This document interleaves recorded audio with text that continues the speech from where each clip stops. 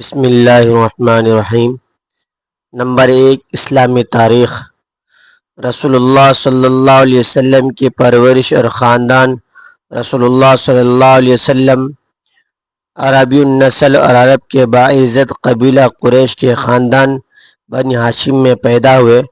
خود رسول اللہ صلی اللہ علیہ وسلم نے فرمایا، اللہ تعالیٰ نے اسماعیل کی نسل میں سے کنانہ کو امتیاز بنایا اور کنانہ میں قریش کو عزت عطا فرمائی، اور قریش میں بنی ہاشم کو امتیاز بخشا، اور بنی ہاشم میں مجھے انتخاب فرمایا۔ آپ صلی اللہ علیہ وسلم کی والدہ اور بیوی آمنہ خاندان بنو زہرہ کی معزز خاتون تھی۔ پیدائش کے بعد آپ صلی اللہ علیہ وسلم کو صہیبہ نے دودھ پلایا۔ عرب کے شرفاء کا دستور تھا کہ بچوں کو پرورش کے لیے دیہات کی عورتوں کے حوالے کرتے تھے تاکہ وہاں کی صاف و شفاف ہوا کی وجہ سے بچے صحت مند اور تندرست رہیں۔ اس دستور کے موافق رسول اللہ صلی اللہ علیہ وسلم کو دادا عبد المطلب نے حوازن کی قبیلہ بنی سعد کی ایک شریف خاتون حضرت حلیمہ سعدیہ کے سپرد کیا۔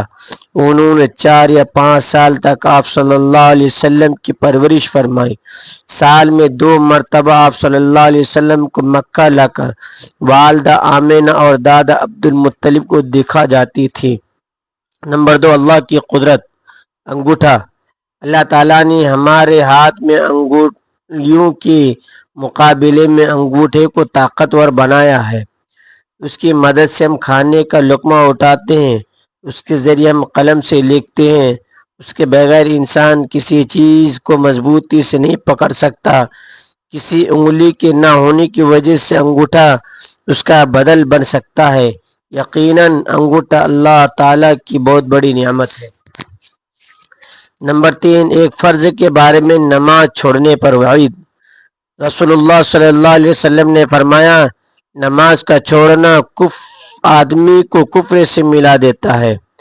ایک دوسری روایت میں کہ ایمان اور کفر کے درمیان نماز چھوڑنے کا فرق ہے۔ نمبر 4، ایک سنت کے بارے میں دسترخوان بچھا کر کھانا۔ حضرت انس رضی اللہ تعالیٰ عنہ فرماتے ہیں کہ رسول اللہ صلی اللہ علیہ وسلم نے نہ کبھی میز پر اور نہ تشتریوں میں کھانا کھایا۔ پوچھا گیا پھر کس پر کھاتے تھے؟ جواب ملا، دسترخوان بچھا کر۔ نمبر 5، ایک اہم عمل کی فضیلت۔ قرآن کریم دیکھ کر پڑھنا۔ رسول اللہ صلی اللہ علیہ وسلم نے فرمایا، جو شخص قرآن کو دیکھ کر پڑھنے کا عادی ہوتا ہے، اللہ تعالیٰ اس کو اس کی آنکھوں سے فائدہ اٹھانے کا موقع دیتا ہے جب تک وہ دنیا میں رہے، یعنی اس کی آنکھوں کی بینائی موت تک باقی رہتی ہے۔ نمبر 6، ایک گناہ کے بارے میں اذان کے بعد مسجد سے نکلنا۔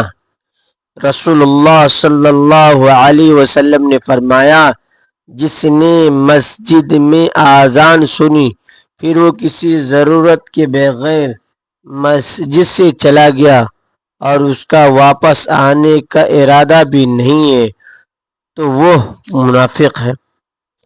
خلاصہ، اذان کی آواز سن کر بلا شرعی عذر ضرورت کے ایک سچے پکے مسلمان کی شان نہیں ہے کہ وہ مسجد سے باہر چلا جائے۔ ایسا کرنا منافق کا عمل ہے۔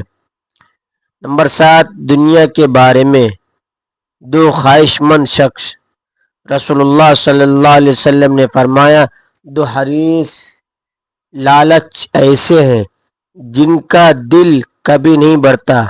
ایک علم کا حریص جس کا دل کبھی نہیں بڑھتا، اور دوسرا دنیا کا حریص اس کا بھی دل کبھی نہیں بڑھتا۔ نمبر 8، آخرت کے بارے میں قیامت کے دن اللہ تعالیٰ کے سامنے کھڑا ہونا۔ قرآن میں اللہ تعالیٰ فرماتا ہے، کیا یہ لوگ اس بات کا یقین نہیں رکھتے یہ ایک بڑے سخت دن میں زندہ کر کے اٹھائے جائیں گے، جس دن سارے انسان رب العالمین کے سامنے کھڑے ہوں گے۔ نمبر 9 طب نبوی سے علاج، ہر قسم کے درد کا علاج۔